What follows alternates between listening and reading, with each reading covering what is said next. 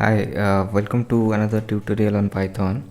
In the last tutorial, we have discussed about data types. So, if you see the screen here, so in the last tutorial, we have discussed these data types mostly int, float, and complex. So these three data types we have already discussed, and apart from that ये सारे data types हैं जो यहाँ पे आप नीचे देखेंगे. मैं प्लीज़ फॉलो माई कर्सर. तो यहाँ पे देखेंगे तो str, bool, set, list, topple, ये सारे डेटा टाइप्स के बारे में हम लोग आगे फिर डिस्कस करेंगे. बट अभी now in the today's tutorial हम लोग एक बहुत ही इम्पोर्टेंट टॉपिक है पाइथन में जो कि है वेरिएबल, उसके ऊपर हम लोग डिस्कस करेंगे.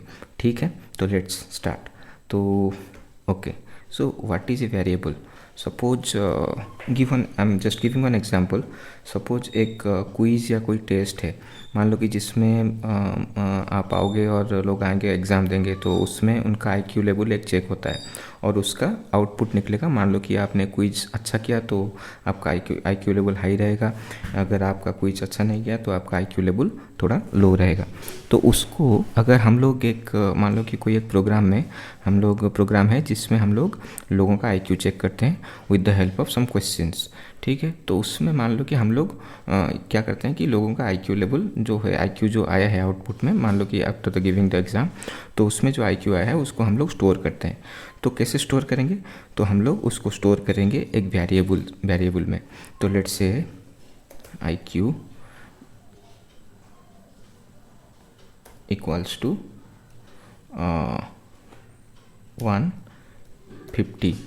ओके, तो ये आईक्यू पहले भी आप लोग देखे होंगे. मैंने वेरिएबल के बारे में बोला था कि वेरिएबल हम लोग अच्छे से डिस्कस करेंगे आगे. तो yes, the time has come. तो ये देखिए यहाँ पे आईक्यू इक्वल्स टू 150 आया है. तो इसका मतलब क्या है कि आईक्यू एक वेरिएबल है जिसको आईक्यू वेरिएबल में हम लोग स्टोर कर रहे हैं. 150 वैल्यू है, मतलब जो आईक्यू उनका रिजल्ट आया आफ्टर गिविंग द टेस्ट. तो ये है 150, हम लोग यहाँ पे इसे स्टोर करते हैं. तो first of all, before knowing all this things, तो पहले ये जानते हैं कि हम लोग वेरिएबल किसे बोलेंगे, मतलब कैसे हम लोग वेरिएबल डिक्लेयर करेंगे और कैसे हम लोग को डिक्लेयर करना है वेरिएबल को, उसके लिए क्या क्या क्राइटेरिया होते हैं. तो पहले मैं यहाँ पे आपको दिखाता हूँ.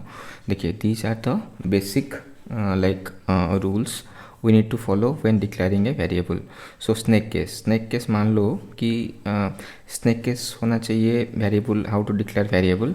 सो snake case होना चाहिए, फिर स्टार्ट विथ लोअर केस और अंडरस्कोर. तो अंडरस्कोर या लोअर केस से हम लोग स्टार्ट कर सकते हैं वेरिएबल को, और लेटर्स, नंबर्स, अंडरस्कोर्स, इससे भी हम लोग वेरिएबल क्रिएट कर सकते हैं. और फिर केस सेंसिटिव क्या है कि मतलब ये कैपिटल लेटर, स्मॉल लेटर, वो सब चीज़ों का ध्यान रखना पड़ेगा. फिर डोंट ओवरराइट कीवर्ड्स. तो कीवर्ड्स, पाइथन में कुछ कीवर्ड्स होते हैं, तो उसको हम लोग we can not declare use those keywords as our variables. तो ये चीज़ का ध्यान रखना है. और पाइथन कीवर्ड्स, ओके, सो ये let's forget about it right now. Okay, so I will talk about this. So these are the keywords. This is a link actually I have shared from W3 School. So okay, for now let's discuss about all these things how to declare variable. So all these things one by one. So snake case कैसे होगा? मतलब मान लो कि user as, मैं एक variable declare कर रहा हूँ यूजर एज. ऐसे आप ना दे के इसको कैसे दे सकते हैं? User underscore age. This is called snake casing. User age equals to, मान लो कि मैं देता हूँ 30. ठीक है, तो this is a way of declaring variable. User age, this is snake casing. So user first हम लोग स्मॉल लेटर में स्टार्ट किए और एज अंडरस्कोर देके हम लोग एज लिखे और उसको इक्वल्स टू एक वैल्यू. तो यूजर एज में हम लोग स्टोर करें 30. ठीक है, तो फिर हम लोग क्या करेंगे, अभी यहाँ पे देखेंगे तो स्टार्ट विथ लोअर केस और अंडरस्कोर. तो लोअर केस से स्टार्ट हुआ है और हम लोग ऐसे भी डिक्लेयर कर सकते हैं underscore user age equals to 30. तो ऐसे भी we can also declare a variable with starting from underscore. ठीक है, फिर क्या है यहाँ पे? लेटर्स, नंबर्स और अंडरस्कोर्स. तो अंडरस्कोर्स हम लोग देख लिए. फिर नंबर्स मान लो कि यहाँ पे एज 1 में दे सकता हूँ, इसको भी हम लोग 3 दे सकते हैं. ठीक है, तो अगर मैं I will show you how suppose okay इसको हम लोग प्रिंट करते हैं. I will show you like how we can declare a variable. And if I print this print variable, sorry इसको नहीं लेते हैं बिकॉज ये 30 का जो वैल्यू है ये इसमें स्टोर हो गया. मतलब inside underscore user 3 underscore age 1 इसमें 30 का वैल्यू स्टोर है. तो अभी इसको अगर मैं रन करूँगा तो लेट मी रन दिस. देखिए यहाँ पे आउटपुट 30 आ गया क्योंकि underscore user 3 underscore age 1 equals to 30 which is holding a value of 30. तो अगर मैं यहाँ पे इसको IQ दूंगा तो अभी इसको रन करूँगा तो यहाँ पे देखिए 150 आ गया. तो because 150 is stored inside IQ, like IQ is a variable which is currently holding a value of 150. ठीक है, अभी यहाँ पे ये सारे देख लिए, अंडरलेटर्स अंडरस्कोर देख लिए, स्नैक केस भी देख लिए. स्नैक केस का एग्जांपल एक दे देता हूँ. मान लो कि यहाँ पे अगर मैं इसको अपडेट कर लेता हूँ, इसको 1 हटा देता हूँ, ये हटा देता हूँ, इसको 3 हटा देता हूँ. फिर अगर इसको मैं अभी प्रिंट करूँगा, दिस इज स्नैक केसिंग करता हूँ तो कंट्रोल भी रन करता हूँ तो इसका वैल्यू 30 आ गया. ठीक है, because 30 is currently user underscore age is holding 30. ठीक है, तो अभी ये एग्जांपल्स हो गए. फिर केस सेंसिटिव. केस सेंसिटिव क्या है, जैसे कि मैं बोल रहा था कि क्या स्मॉल लेटर कैप्स लेटर इसका ध्यान रखना पड़ेगा. अगर मान लो इसको मैं कैपिटल लेटर में R दे देता हूँ. ठीक है, इसको रन करता हूँ तो देखो इसने हमें अभी एरर दे दिया है बिकॉज यूजर एज, ठीक है, name user age is not defined. Did you mean user underscore age. So ये क्या बोल रहा है कि ये जो कैपिटल लेटर में जो R है इसको इसने रीड नहीं कर पाया क्योंकि because this is in small letter. अभी तो केस सेंसिटिव इस हिसाब से ये हो रहा है. ठीक है, कैपिटल लेटर को इसने रीड नहीं किया और इसने एरर थ्रो किया. ठीक है, तो ये एक हो गया. फिर लास्ट में क्या आता है, डोंट ओवरराइड कीवर्ड्स. ठीक है, कीवर्ड मतलब मान लो कि प्रिंट इज़ ए कीवर्ड. ठीक है, तो इसको अगर हम लोग ऐसे देते हैं, मान लो कि एक प्रिंट इक्वल्स टू कोई वैल्यू ले देता हूँ 46. ठीक है, अभी अगर इसको मैं ऐसे देता हूँ, फिर यहाँ पे मैं प्रिंट इनसाइड ब्रैकेट प्रिंट करता हूँ तो अभी देखो यहाँ पे हम लोग ने इसको पहले में let me comment out all this, sorry comment out.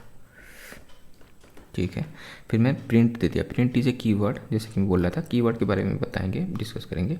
फिर ये प्रिंट है, प्रिंट एक कीवर्ड है पाइथन में और इसका काम क्या है, ये प्रिंट करेगा. फिर ठीक है, तो इसको अगर मैं प्रिंट आज ए वेरिएबल ले रहा हूँ और इसको मैं 46 दे रहा हूँ वैल्यू इसका, तो अभी मैं प्रिंट तो प्रिंट क्या करेगा, प्रिंट करेगा और print is the variable name what we have declared in this line. ठीक है, अभी मैं इसको रन करूँगा तो if you see here, so type error int object is not callable. ठीक है, अभी इसका ये क्यों आया, बिकॉज प्रिंट यहाँ पे देख रहे हो आप, प्रिंट आ रहा है. तो print we can not declare a keyword as a variable. ठीक है, तो इसको मैं अगर प्रिंट 1 कर देता हूँ, अब यहाँ पे आप देखो प्रिंट 1 कर दिया, नाउ ये वेरिएबल हो गया. तो 1 दे दिया तो ये वेरिएबल हो गया. इसको रन करूँगा तो ये देखो इसका वैल्यू 46 आ गया. ठीक है, तो ये होता है actually variable. You can not declare a keyword, Python keyword as a variable. If you see here print is a keyword, तो इसका ये डिफरेंटली, ये कलर डिफरेंटली, इसका कलर जो है ये डिफरेंट है actually if you see here. But variable print 1 इसका कलर वाइट है. तो ये this is because of this is a keyword in Python. तो अभी मैं आपको दिखाता हूँ.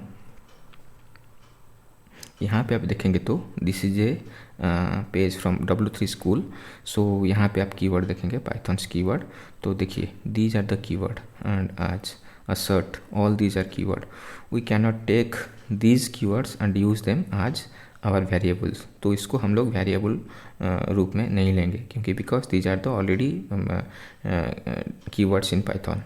ओके, तो ये हो गया. और दूसरी बात ये है कि अगर मान लो कि हमेशा एक चीज़ का ध्यान रखना कि जब कभी भी आप कोई भी वेरिएबल आप डिक्लेयर करते हो तो उसको हमेशा आप कोई मीनिंगफुल नाम देना, क्योंकि मीनिंगफुल नाम दोगे तभी जाके वो कोई भी मान लो कि आज आप कोड लिख रहे हो तो मे बी परसों या कल या फ्यूचर में कोई और डेवलपर उसको मे बी यूज करेगा, तो उसको फिर दिक्कत आएगा कि ये वेरिएबल नेमिंग सही होना चाहिए, तो उसको भी देख के समझ आएगा कि यूजर एज मतलब इसमें एज का वैल्यू ही स्टोर होगा, कोई दूसरा मतलब कोई कोऑर्डिनेट से या कोई मतलब कोई डिफरेंट चीज़ स्टोर नहीं होगा।